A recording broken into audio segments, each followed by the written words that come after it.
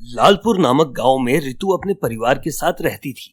उसके परिवार में उसका पति दीपू, बेटा अमित और बेटी नेहा है। रितु और दीपू दोनों बहुत गरीब थे। दोनों अपने बच्चों को पढ़ाने के लिए खेत में काम करते हैं। मुझे लगता है कि अब नेहा की पढ़ाई को रोकना पड़ेगा, क्योंकि अब दोनों का कॉलेज जाने का समय आ गया है। पूरे गांव में किसी के बच्चे भी पढ़े लिखे नहीं हैं। सिर्फ हमने ही बच्चों को पढ़ाया है, लेकिन अब बीच में पढ़ाई से रोकना ठीक नहीं है। तुमको क्या लगता है कि मैं अपने बच्चों को पढ़ाना नहीं चाहता हूं? अरे ऐसा नहीं है भाई। मैं भी चाहता हूं मेरे बच्चे पढ़े लिखे हों और बड़े आदमी बने, लेकिन मजबूरी के सामने बच्चों की पढ़ाई लिखाई हार रही है। हमारी मजबूरी के लिए सिर्फ नेहा को ही क्यों झेलना है? अब मेरी हिम्मत जवाब दे रही है। अंकित को पढ़ाते हैं और नेहा की शादी कर देंगे, और क्या। ठीक है, जैसा आपको ठीक लगे। दीपू अपनी बेटी को भी आगे पढ़ाना चाहता था, लेकिन दीपू ऐसा नहीं कर पाया क्योंकि उसकी गरीबी उसे रोक रही थी। गांव का एक सुनार हरिलाल अपनी दुकान पर बैठा था कि तभी उसके पास अमित अपने दोस्त उमेश के साथ आया। आओ आओ अमित, ये हरिलाल तुम्हारी सेवा में बैठा है। क्या खरीदने आए हो? चाचा, खरीदने नहीं बल्कि बेचने आए हैं। आज फिर से 2 मुर्गे मेरे जाल में फंसने आए हैं। बाबा अब मजा आएगा। और हरिलाल इसलिए तो यहाँ बैठा है ताकि ऐसे मुर्गे काट सकूं। क्या हुआ चाचा, आप इतने मुस्कुरा क्यों रहे हैं? क्या? अरे बाबा, मैं बेचने से ज्यादा खरीदने में विश्वास रखता हूं ना, इसीलिए मैं बहुत ज्यादा खरीदता हूं। बताओ बताओ क्या लाए हो? मेरे पास ये सोने की चैन है, मैं इसे बेचने आया हूं। चेन? कहां से लाए हो? आप सवाल बहुत पूछते हैं। अब जल्दी से मुझे इसके पैसे दे दें। ये मुझे मेरी माँ ने दी है। ठीक है ठीक है, अब मैं इसे अभी तोल नहीं सकता।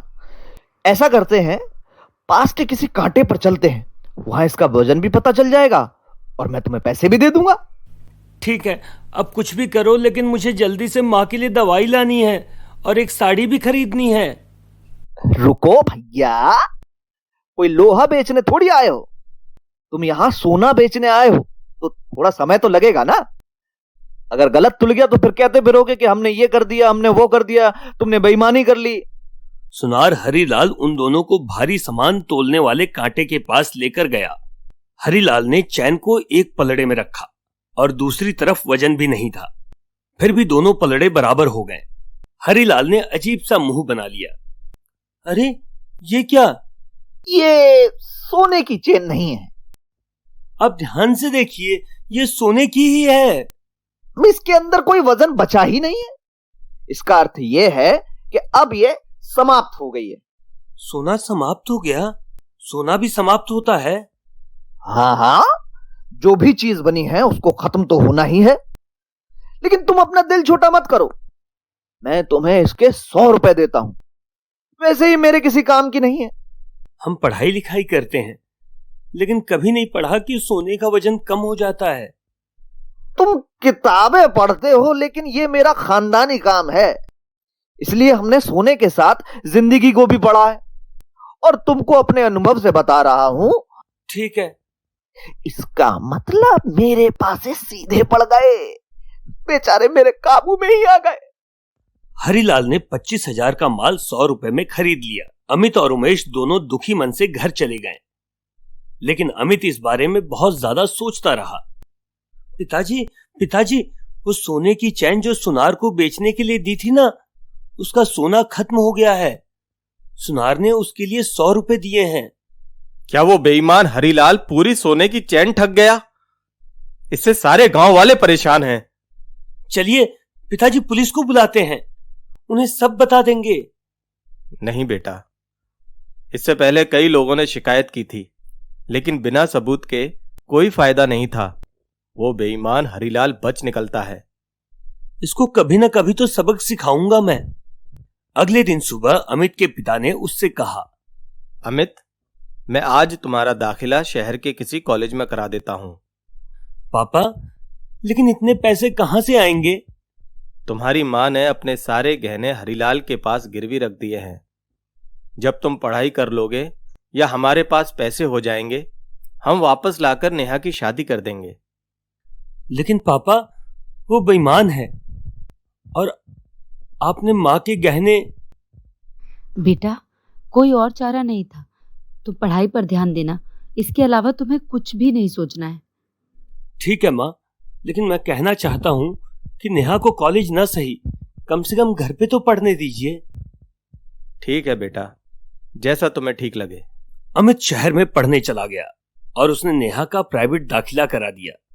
जब भी अमित घर आता, नेहा के लिए किताबें और पत्रिकाएं लेकर आता। नेहा की तैयारी सही चल रही थी। कुछ साल बाद दीपू और रितु खेत में काम कर रहे थे। हमारे पास कुछ पैसे आ गए हैं, अब हमें हरिलाल से गहने छुड़ा लेने चाहिए। हम आज ही हरिलाल के पास चलते हैं, क्योंकि कुछ ही दिनों में नेहा की शादी है। हरिलाल बहुत बेईमान आदमी है। उसकी बेईमानी के किस्से सब तरफ मशहूर हैं। मुझे तो बहुत चिंता हो रही है कि वो हमारे गहने बदल कर नकली ना दे दे, क्योंकि गांव के बहुत लोगों के साथ वो ऐसा कर चुका है। तुम बेवजह ही इतना परेशान हो रहे हो, वो हमारे साथ ऐसा नहीं करेगा। दोनों पति पत्नी अपना सारा काम खत्म करके हरिलाल के पास गए। आइए आइए और बताइए, आज क्या बेचने आए हो? हरिलाल, मैंने तुम्हारे यहाँ अपनी पत्नी के गहने गिरवी रखे थे, मैं वही लेने आया हूँ। ऐसा तो पहली बार हुआ है कि कोई अपना सामान लेने वापस आया है। क्या हुआ, तुम भूल गए क्या? मैं दीपू हूँ। नहीं तो मैं कैसे भूल सकता हूं, लेकिन मुझे गहने याद नहीं कि तुमने कौन से गहने गिरवी रखे थे। तुम गहने दिखा दो, मैं अपने गहने पहचान लूंगी। मेरे पास कोई गहने वहने नहीं है, समझे? मैं ऐसे कैसे किसी के गहने तुम्हें दे सकता हूं? और हां, इतने वर्षों में बहुत ज्यादा ब्याज हो गया होगा, सो तुम चुका नहीं पाओगे। चलो जाओ यहां से।